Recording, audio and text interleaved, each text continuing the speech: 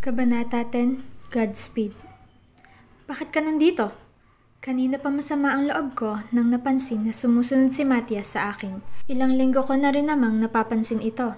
It wasn't little by little when Daddy failed.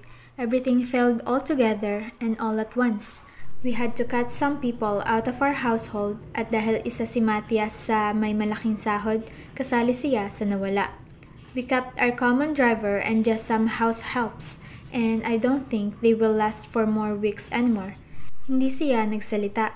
Diretso ang tingin ni Matias. Isang beses ko siyang nakitang sumunod sa akin. He's trained to be stealth and to be unnoticed, but I've known him for too long. I can fool him back. Ngayon, sa wakas at naharap ko siya pagkatapos kong magmadali sa paglalakad at humalo sa dami ng tao sa school para lang magmadali rin siya at maghanap sa akin. Nahuli ko nga siya at ngayon, alam kong kahit anong gawin ko, hindi siya magsasalita. Matagal ka nang inalis ah, bakit ka nandito? My voice broke when slowly I realized what's happening. Tinulak ko si Matias, tinitigan siya habang nakatanaw sa kawalan. Kumurap-kurap siya at alam kong kahit paano may natitira pa siyang loyalty sa pamilya ko o kahit sa akin, pero hindi siya nagsalita. Bakit ka nandito? I almost screamed at him. My frustration was very evident. Napalingon-lingon ako sa paligid at nakita ang mapanghusgang mga mata ng ilang mga schoolmates. It's like I never ran out of scandal every day. I wanted to shout more, but I know I've had enough for the week.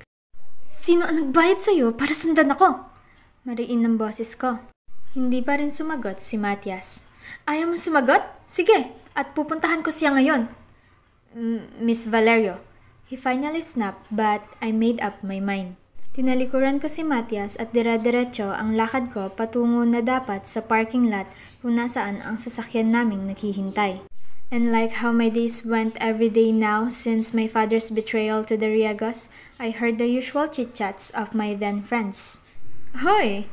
Tawanan kaagad ang ginawad nila unang tanaw pa lang sa akin. I was not the type to back down and avoid, but today, I have other things to do than entertain them. Sinubukan kong umilag, ngunit hinarap ako ni KD bago pa ako tuluyang makaalis. I'm surprised you're still in school. Akala ko tumigil ka na sa pag-aaral, based sa state ng family mo. I'm not in the mood, KD. Sabi ko at sinubukan dumaan sa gilid niya na agad namang hinarangan ng isa pa ulit sa kanyang mga kaibigan. Nilevel ko ang tingin namin ng babaeng humarang sa akin. Bago pa ako makapagsalita, humalukip-kip si KD sa akin at binalingan ako. Para-parang hindi pinapayagan si Arturo at Grathel ng mga magulang nila na kausapin ka bilang kaibigan. At alam mo kung sino pa ang binilinan ng ganoon? Marami. Sina Ronan, name it. The Samaniego brothers even have a parade of guards just so they won't see you. At anong ginagawa mo? Bakit ka nakikipag-usap sa akin? She smiled. Alam naman ng mami at daddy ko na hindi ako tulad ng mga inabuso mong mga kaibigan natin. Unlike them, I don't let myself fall for your stupid charms. Not that you have it. Umirap ako at sa wakas nakawala sa pagharang nila sa akin. Ang lakas ng loob mong magpakita pa. Ang dami ng niloko ng daddy mo. Wala kang kahihiyan. Sinama mo pa, si Nadine. I groaned. Lagi na lang tuwing naiirita siya, sinasali niya si Dean sa usapan. Nilingon ko siya. Thanks for fighting for Dean, KD. Mas affected ka pa yata sa kanya. Gulat sa sinabi ko, kumalas ang halukip-kip niya at napakurap-kurap siya. I smiled because it's obvious. Ayaw mo nun? Ngayong may malaking atraso kami sa pamilya ni Dean, hindi na ako magugustuhan nun. So, now you have a chance. Isn't that what you were waiting for? Napatingin sa akin ang mga kaibigan niya.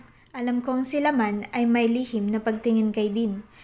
It's funny how she goes with friends who secretly harbor ill feelings to someone just because of a boy. All this time, I thought KD was my friend. Iyon naman pala at palihim siyang nagagalit sa akin dahil gusto niya si Dean. Is attraction really that strong to betray friends? I don't know. Do I betray a friend for... Pinilig ko ang ulo ko dahil iyon ang pinakahuli kong gustong isipin ngayon. Go ahead and tell him more bad things about me. I don't mind. Sabi ko sabay talikod at dire-diretso ulit sa lakad. Sa likod ko, narinig ko ang bawat sigaw ni KD sa akin. Nauna ka lang makilala ng mga Lopez, kaya mas gusto ka nila sa akin. Ganoon din si Dean, Felicia. Kung wala ka, wala sanang problema ngayon. Hindi man ako naapektuhan ng mga masasakit na salita tulad niyan noon. Ngayon, parang taga sa puso ang bawat letra. Sana tuluyan ka nang mawala. Umalis ka sa school na ito at sana malugmok kayo na hindi na ulit tayo magkita pa. Kahit sa malayo, naririnig ko ang bawat salita ni Katie. If you're in misery, the most painful words are so easy to believe, easy to swallow. Akala mo gusto ka ng lahat ng mga kaibigan natin? Hindi! Nakikisama lang sila sa'yo dahil ayaw nilang makaaway ka. Ayun lang yun. Hindi naman talaga siya mayaman? Engineer lang ang daddy niya sa VHRB noon. I heard some of Katie's friends. Yes, her father isn't really elite rich and her stepmother is just a cheap, cold-digging actress. Ang totoong mayaman ay ang mga Graciano. Pero namatay siguro ng maaga ang mama niya para maparusahan siya. Alam na tahimik na masama ugali niya. Hindi ko alam saan nanggaling ang mga sinasabi nila tungkol sa akin. Never did I imagine anyone thinking ill of me before. They were all friendly to me. I was the center of their attention. Everyone was fond of me. Sa malayo, nakita ko ang ilang mga schoolmates na nang-uusisa. On the crowd, I saw Gretel. She looked shocked and stunned. Matapang siyang unti-unting lumapit, pero isang hila sa kanyang braso ay natigil siya. Arturo pulled Gretel into a stop. Nilingon siya nito at nag-usap silang dalawa. Binuksan ko ang pintuan ng sasakyan ko at pumasok na sa loob. Sinabi ko sa driver kung saan ko gustong pumunta. Sumulyap siya sa rear view mirror, gustong magtanong kung tama ba ang narinig, pero hindi ko na inulit pa. I know we're bound to go to that building. Kung hindi man labag sa batas, papaalisin ako ng security o di kaya'y ng mga empleyadong makakakita. I was determined though. Even with the employees talking about me as I walked inside the lobby, I continued. May ilan na ring security ang nakapaligid sa akin na para bang nanakawan ko ng kahit ano ang building kung makabantay sa lahat ng kilos ko. I didn't know how I was able to arrive on the right floor without being thrown out by the guards around me. I can hear them questioning about escorting me out but nobody did it. Sinipat ko si Matias na lumabas sa kabilang elevator. Sumusunod pala. Miss Valerio. He called me but I still continued walking towards the halls. Nagdidilim ang paningin ko habang tinitigan ang pintuan papasok sa opisina ni Hades. Mabilis akong hinarangan ng isang lalaki, isa sa kanyang mga sekretarya. Miss Valerio, I'm sorry but you have to have an appointment with Engineer Riego. I evaded him and continued walking. I opened the door of his office. Isang pasada ng tingin at nakita kong walang tao sa kanyang lamesa at kung hindi tumayo ang babaeng nasa sofa ay hindi ko maiisip na may ibang tao roon bukod sa akin. Miss Valerio, I'm sorry but you really shouldn't be here. May meeting pa po si Engineer Riego at hindi matuloy-tuloy ng sekretarya ang sasabihin niya nang nilingon ko siya. Hindi rin siya makatingin sa akin. Sa labas ay nakita ko si Matias na sinusubukan tumawag sa kung sino. Pabalik-balik ang lakad. Maghihintay ako rito. Pero sabay sulyap ng sekretarya ni Hades sa babaeng nasa sofa. I swallowed hard and confidently walked towards the couch. Solin Villegas is sitting on the largest sofa, so I went to the single chair adjacent to it. Ayos lang po. Don't worry about it. Marahang sinabi ni Solin sa empleyadong gusto akong paalisin at mukhang concern sa opinyon ng naunang bisita. Namataan ko sa lamesa ang juice at cake na kinakain niyang mag-isa rito. She smiled at the secretary and assured him more. Sige po. Ang sekretarya bago unti-unting sinarado ang pintuan. I swallowed hard. Nagkatingin ng kaming dalawa. The first time I met Solin Villegas, Mommy praised her for being soft. Ilang taon ang tanda niya sa akin at napansin kong halos walang pinagbago ang mga kilos niya. Her face and fashion matured but she's still as soft as before. She's here. I've been hearing things about it but I didn't mind. I have other things to think about and this shouldn't be one of it. Ngayon ko lang napagtuunan ang pansin na tama pala ang narinig ko, na madalas nga siyang bumisita rito. Felicia, she called. My eyes climbed on her. Hindi ko maitago ang paninibughong nararamdaman buong araw at ang galit na dahilan ng pagdating ko rito. Hindi ka dapat pwedeng pumunta rito? She asked calmly. May sadya ako kay Hades. Napapaos kong sagot. Hades? She echoed. You call him by his first name? Ang tunog ng tanong niya ay tila malaking kasalanan ang ginagawa ko. Hindi ako sumagot. She's right anyway. He's years older than me and he deserved my respect, even in the way I call him. Pero tingin ko, wala sa pagtawag makikita ang respeto ng isang tao. Dati pa lang naman sanay na akong gumamit ng pangalan para sa kahit kanino. Maybe it's because I didn't have an ate or kuya while growing up. I just decided that I'd call Franco, Franco. Minsan, naipagkakamali ng iba iyon at naiisip na wala akong respeto o may iba akong pakay. They think I'm flirting or that I have other agendas. Nilingon ko ang pintuan. Mabilis na naiinip. Wala akong planong magtagal pero hindi ko gustong umalis nang hindi siya nakakausap. Kanina pa ako rito. Mukhang matatagalan siya. Maybe you should just come here next time when he's not busy. Si Solin. Hindi pa rin ako sumagot. And he's busy about launching the whole month. So, you might not find a good schedule of him for the whole month. Naninikip ang dibdib ko habang tinitignan ang pintuan. Hindi ko alam kung bakit unti-unting parang pinupunit ang puso ko. Siguro dahil habang tumatagal na kinakausap ako ni Solin, naiisip kong alam niya ang mga bagay na ganyan. Bukod pa sa narito nga siya ngayon. Tito isn't here, so Hades sure has a huge responsibility for the company. I swallowed hard. I'm sorry, I'm just telling you. I know you're in some crisis. It's so insensitive of me. Umiling ako kay Solin. I'm sure Hades would want to hear you out if you have something important to say. He cares for people and he's kind to everyone. You will have his sympathy. Sympathy? Like mercy? Because I'm pitiful? Sure. He'll see through your... Will you shut up and eat your damn cake quietly? Huli na ang lahat para pigilan ko ang sarili ko.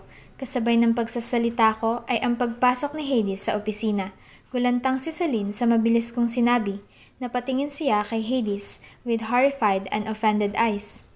Felicia! Pairap akong bumaling sa kanya at tumayo na. Tumayo rin si Solin at mabilis na lumakad patungo sa kanya nang hihingi ng proteksyon. Please, leave us, Solin. He said quietly without taking his eyes off me. Hindi ko na hinintay ang paglabas ni Solin. Marahan ang lakad niya pero nang nagsalita ako, tumigil siya at nanatili sa loob. Pinapasundan mo ako kay Matias? I accused Hades. Nagbuntong hininga siya. Hindi niya na kailangan sagutin iyon dahil sigurado akong siya nga. Nakumpirma ko lang sa reaksyon niya. Lalo na dahil hindi siya makapagsalita at ang tanging ginawa ay ang lumapit sa akin. Umatras ako. Ano? Takot ka na takasan ka namin? Ni Dad? Para saan yan? Para siguradong mananagot kami? That's not it. Calm down, please. He said quietly and tried to hold an elbow. Mabilis kong inilag ang sarili ko sa kanya. It's for your protection. Protection? From what? Wala kaming pera kaya sino pa ang kikidnap sa akin? He was removed by my father because we don't need him anymore. You still need it. I don't. And stop sugarcoating it. I know you want to be sure that we won't escape this scandal. Kaya nariyan siya, hindi ba? Kaya palihim mo akong pinapasundan. I know you won't agree with bodyguards. Bodyguards? So... Why? How many are they? Pumikit siya ng mariin, nadulas sa pagtatalo. Namilog ang mga mata ko sa takot na marami nga siyang pinapasunod sa akin. Now you tell me it's for my protection.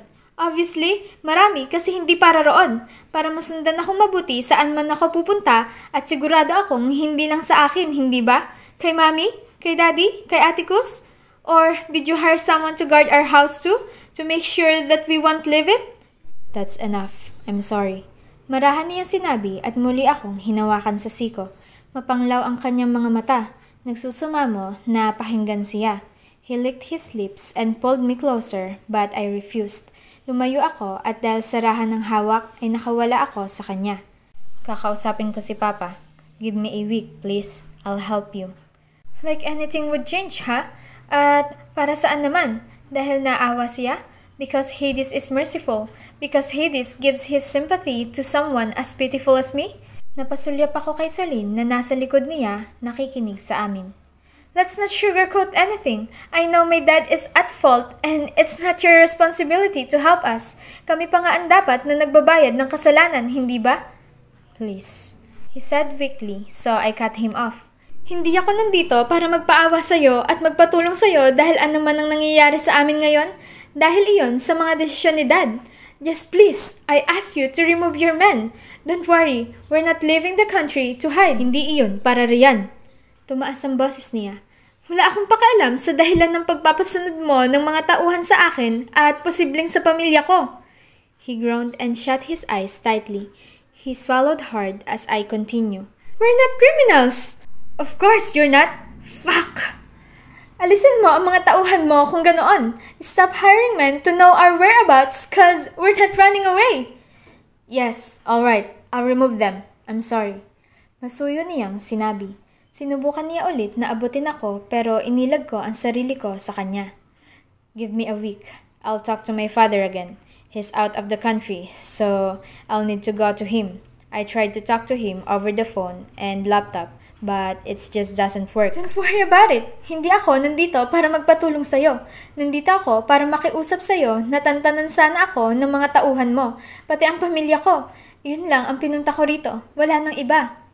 Please, let's talk more. Napasulyap ako sa likod at nakitang natili roon si Celine. Mabilis akong naglakad. Umilag kay Hades pero bago pa ako nakatuloy, hinawakan niya ang braso ko. Shocked at his aggressiveness, I looked at his hand on my arm, almost desperate to make me say that it hurt. Napansin niya ang reaksyon ko kaya mabilis niya iyong binitiwan. I gritted my teeth. His pleading gaze hurt my heart, but I know he doesn't have to help me with anything. It's not his responsibility. Sa huli, tuluyan ko siyang tinalikuran. Wala nang iba pang sinabi. I didn't turn for his calls. Kahit pa narinig ko rin ang tawag niya kay Matias at ang bili niya rito pagkatapos. Nasisiguro kong paninindigan ni Daddy ang lahat ng nagawa niya na naging dahilan ng pagkakatanggal niya sa VHRV. He's working so hard to pay for it. Sometimes, I want to blame him, but I know that he has enough burden. I didn't want to add anymore. Alam niya naman din ang opinion ko rito. Akala ko talaga ganoon kadali na ultimo pagtatalo nila ni Mami nitong nakaraan, binabaliwala ko. How about Felicia? Don't lie to me, Fidel. I know the Gracianos are very rich. Alam ko rin na may iniwan sila kay Felicia na mana. Para kay Leticia iyon, hindi ba? For sure, that's a big fortune. Palihim akong nakikinig sa kanilang pagtatalo. I don't know what you are talking about, but leave Felicia out of this problem. Leave her? Kabilang siya sa maghihirap dito, Fidel. Kung hindi ka gagawa ng paraan. Don't pretend that you care for her when I know you only don't want to go poor. Natahimik si Mami sa sigaw na iyon ni Daddy. Yumuko ako at nasaktan para kay Mami. She's not the perfect stepmother, but I know she cares for me somehow, in her own way. Anong sinabi mo, Fidel? I'm sorry. Can you just let me think of a solution? You've been at this for months at wala ka nang magandang nagawa. Solusyon? Asan diyan? May ginawa ka ba? Wala! Pinalala mo lang. And don't think this is only about us going poor. It's Felicia, your daughter, and Atticus, your son. Hindi makapagsalita si Daddy. Parang awa mo na, Fidel. Just go and get Graciano's lawyer and get this over with. I said, stop involving Felicia. Isa pa, wala tayong makukuha roon, kaya tigilan mo na ang pag-iisip sa mana niya. I've had enough! Sigaw ni Mami, frustrated sa sinabi ni Daddy. Hindi ko alam bakit ang bobo mong mag-isip. Hindi ko alam kung bakit hindi mo kayang galawin ang pera ng mga Graciano, kayong ang apo na nila ang nangangailangan, Fidel. What about Atticus? If we can't maintain his lifestyle, how could we pay for an on-call doctor, his nurses, his exclusive education? I'm trying my best, Florence. Please, leave me and let me think. No! I'll stay here and I'll see what you are thinking of. Dahil hindi ka nagsisikap na maahon tayo sa krisis na ito. Ginagawa ko naman ang lahat. Tumaas ulit ang boses ni Daddy. Hindi lahat dahil hindi mo pa nga nagagalaw ang pera niyang lintik mong anak. What about it, Mommy? What about my money? Mayroon ba talaga akong pera kung ganoon? Kung mayroon, bakit ngayon nasa ganitong sitwasyon ako? And you're not going to stay in your mansion. Iuuwi kita sa amin, sa biliran. Dumilat ako galing sa pagpikit ng mariin. Narinig pa ang lahat ng mga masasakit na salitang narinig nitong mga nakaraang araw. What kind of bill is it? Iyong tsaka na makukuha ang mana niya kung wala na siya? Tumigil ka, Florence. Si Daddy. Kung ganoon, ilang taon siya dapat? My goodness! Pabalik-balik si ate ko sa ospital at sa kauna-unahang pagkakataon, wala na akong ibabayad sa lahat ng gastusin para sa kanya. We need the money! Nilingon ko si ate ko sa gilid ni Mami. Nararamdaman ko ang bigat ng bawat paghinga niya na sinisikap niyang itago. In the end, I didn't have money from the Gracianos. We're left all alone now without Daddy and with only one option. 4 years. Marahan kong sinabi. Natawa si Dean at unti-unting lumapit sa akin. 4? Ang tagal naman. Tumigil siya nang nasa harap ko na.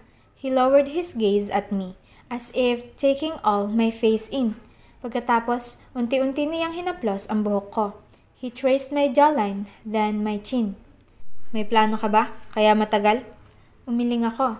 He smiled. How about an engagement party, Dean? Para mapanatag ka? Mami suggested. Titig na titig si Dean sa akin. Hindi ko rin inalis ang titig ko sa kanya. It wasn't a gaze of attraction.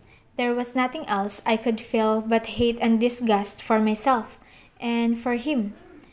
Ikaw ang may kailangan, hindi ba? Kaya bakit ikaw ang pagbibigyan ko? What do you mean? You agreed. Kiit ko, kabado na ngayon. Hindi ko nakalilimutan na makapangyarihan ang halos lahat ng lalaking nagkakagusto sa'yo. You think the Lopezes won't do anything? Or you're sa Maniego suitor? His eyes narrowed. I don't think so. Tumuwid siya sa pagkakatayo. Unti-unting nag-umapaw sa galit ang aking puso. We'll get married immediately. I can't wait anymore. Kakasabi mo lang na mag-aaral muna ako Nahapo kong sigaw. Bakit hindi ka mag-aral habang mag-asawa tayo? Pwede naman yon. It works. Oo nga naman, Feli. Si Mami na nilingon ko. Wala nang ibang nararamdaman kundi galit. Ma'am. Si Ate Kos na hinihila na si Mami ngayon, bumubuhos ang mga luha at nahihirapang huminga. Nilingon ni Mami ang nurse at agad na pinagtuunan ng pansin ng kapatid ko. Sinubukan kong lumapit pero ibinalik ako ni Dean sa kinatatayuan ko. You're to leave Manila tomorrow night, alone. Dean announced. Oh my goodness! Can't this wait? Can't you see? Ate Kos is sick. He's sick only because you have no money to pay for his expensive maintenance, Felicia. At pag alis mo bukas, ipapangako ko sa'yo na mawawalan ka ng problema sa bandang iyan. My tears fell and bravely faced Dean. Fine! Alright, bukas! Dean smiled. Sinubukan kong kumawala para lapitan si Ate Kos pero natili dahil sa mariing hawak ni Dean sa braso ko.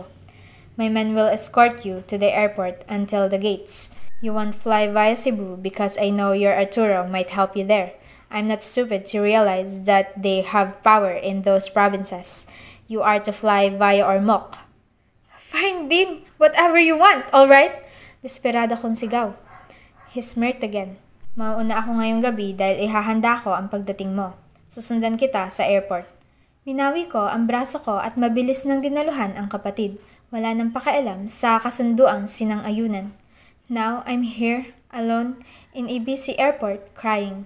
Ilang oras na lang at tuluyan na akong sasama kay Dean. Yumuko ako at umasa na kahit paano'y matutulungan nga ako ni Arturo, gaya na ang iniisip ni Dean. Pero hindi na ulit kami nagkausap noon. Parang awan niyo na po! Sige na po! Narinig ko ang isang babaeng hindi pinapapasok ng security guard. Umiiyak ito at halos magwala na roon dahilan kung bakit pinagtitinginan siya ng mga tao. She's stomping her feet and crying so hard.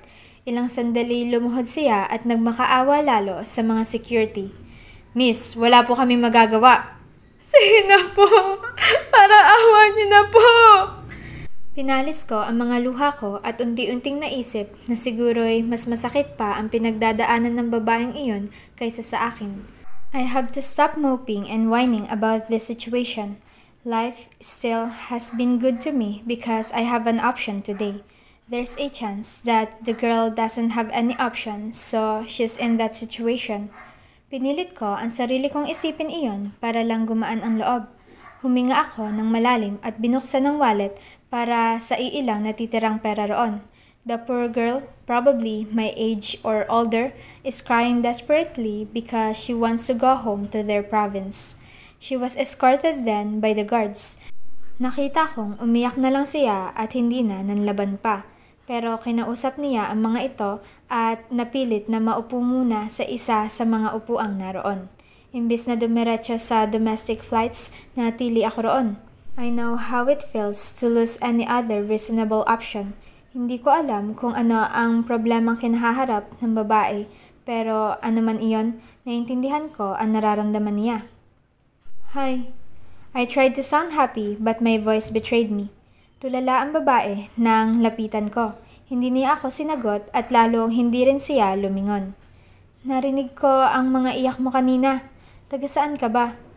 Hindi pa rin siya sumagot. Naintindihan ko iyon dahil sa nagdaang araw wala rin akong makausap na matino. Heto, sabay abot sa kanya ng pera. Agad niya itong kinuha. Hindi niya ako nilingon o kinausap. I sighed. Hindi ganoon karami, pero pwede na siguro iyan. Sana nakatulong ako.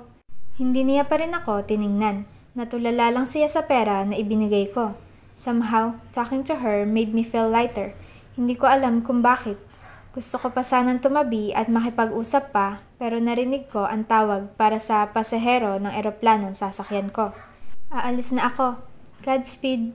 Sabi ko at unti-unting tumulak na patungo sa babaeng nagtatawag ng pasahero. Lumapit ako sa security at nilapag ang jacket saglit sa bag para lang mahanap ang tiket ng eroplanong sasakyan. ID. The security guard asked. Tumango ako at nagmamadaling pinagpalit ang tiket at ID sa jacket. Tinanguan ako ng guard pagkatapos maipakita iyon and then everything went dark. In one blink, I heard screams and groans from people. My heart skipped many beats and for a moment, I thought the time has stopped again. Naghintay akong magliwanag pero hindi dumating. Imbis ay may dumaan dahilan ng pagkakatulak at pagkakadapa ko sa sahig. Wala akong makita pero dali-dali ang pagtayo ko. Nagtiimbagang ako at sa dilim, kinapa ang iniwang jacket. I froze when I realized something. Mariin akong pumikit at nararamdaman ang pagod. Para sa lahat. Bago nagliwanag, bumulong ako sa kawalan ng pangarap. I know it's better to wish for the future, but right now, I'm not sure if there is a chance for it to be bright. So, I wished and prayed hard that the time will turn, past will return, and stay for good. Back when everything is good, normal, and happy.